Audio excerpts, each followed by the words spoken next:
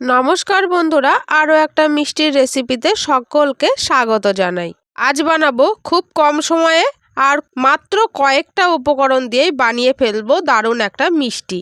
সুজি আর গাজর দিয়ে যে এরকম একটা মিষ্টির রেসিপি বানানো যায় তা আপনারা না দেখলে বুঝতেই পারবেন না।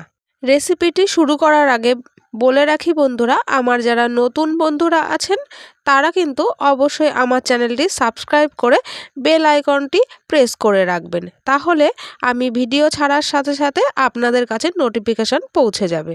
প্রথমে দুটো গাজর নিয়ে নিয়েছি। গাজর দুটো ধুয়ে ভালো করে পরিষ্কার করে নিয়েছি। গাজরের দু সাইড কেটে বাদ দিয়ে গায়ে যে পাতলা খোসাটা রয়েছে সেটা আমি চাকু দিয়ে এভাবে চেঁচে পরিষ্কার করে দিলাম।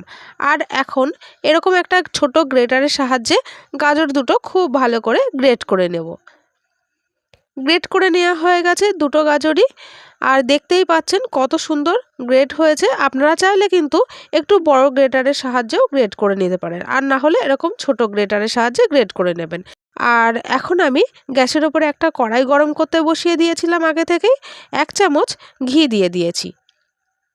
ঘিটা একটু গলে গেলে আমি দিয়ে দেব 150 গ্রাম সুজি। আমি এখানে 150 গ্রাম সুজি ব্যবহার করেছি, মানে 1 কাপ। এখন সুজিটা খুব ধৈর্য ধরে এভাবে অনবরত নাড়তে নাড়তে ভেজে নিতে হবে। সুজিটা খুব ভালোভাবে ভাজতে হবে। আস্তে আস্তে সুজিটা কিন্তু কালার চেঞ্জ হয়ে যাচ্ছে, আপনারা দেখুন তাহলে বুঝতে পারবেন। এখন সুজিটা পুরোপুরি ব্রাউন কালার হয়ে গেছে। এই পর্যায়ে আমি নামিয়ে নেব। আবারও কড়াইটা পরিষ্কার করে আরও 1 চামচ ঘি দিয়ে দিচ্ছি। সেই ঘিয়ের মধ্যে দিয়ে দেব গ্রেট করে রাখা গাজরটা। গাজরটাও এভাবে নেড়ে চেড়ে খুব ভালোভাবে ভেজে নেব। গাজরটা ভেজে নেওয়া হয়ে গেছে। এখন আমি গাজরের মধ্যে দিয়ে দেব ভেজে রাখা সুজি।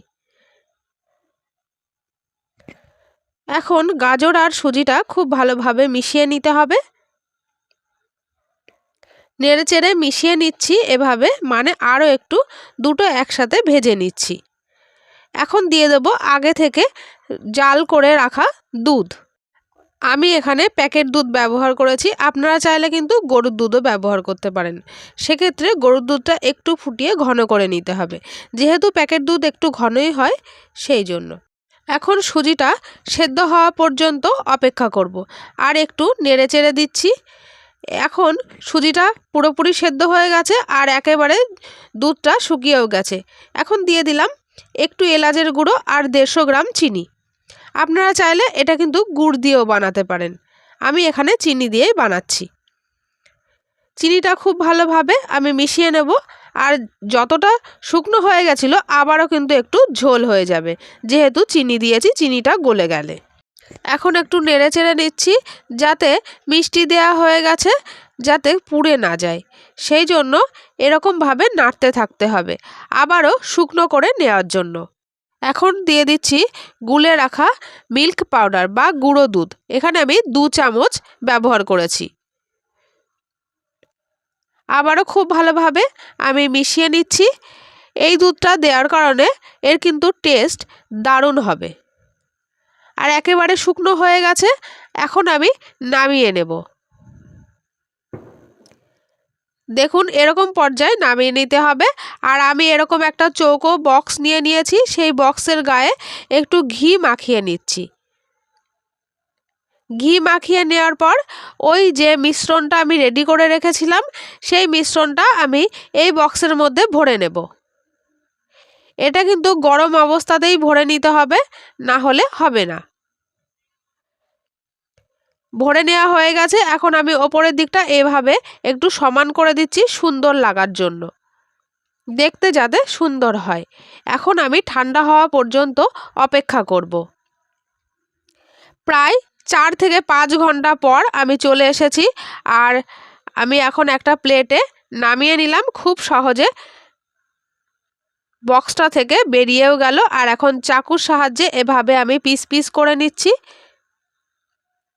আপনারা আপনাদের পছন্দ মতো পিস করে নিতে পারেন। আমি এখানে এরকম সাইজের পিস করে নিচ্ছি, আর ওপর থেকে দিয়ে দিচ্ছি একটু মিল্ক পাউডার বা গুঁড়ো দুধ ছড়িয়ে দিয়ে এভাবে আমি তুলে নিয়ে দেখাচ্ছি কত সুন্দর হয়েছে দেখতে। আপনারা বাড়িতে কিন্তু অবশ্যই একবার ট্রাই করবেন, ছোট থেকে বড় সবারই এটা খুব ভালো লাগবে। একেবারে নতুন ধরনের মিষ্টি।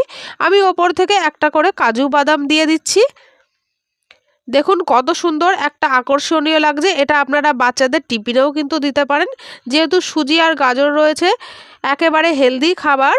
আপনারা কিন্তু বাচ্চাদেরও এটা দিতে পারেন, সন্ধ্যের টিফিনে হোক বা স্কুলের টিফিনে হোক। এটা কিন্তু বাচ্চাদের অনেকক্ষণ পেট ভরা থাকবে আর তারা খুব সহজেই আর আনন্দ করে খেয়ে নেবে। আজকের এই ভিডিওটা যদি আপনাদের কাছে একটুও ভালো লেগে থাকে তাহলে অবশ্যই লাইক, শেয়ার, কমেন্ট করে আমার চ্যানেলটির পাশে থাকবেন।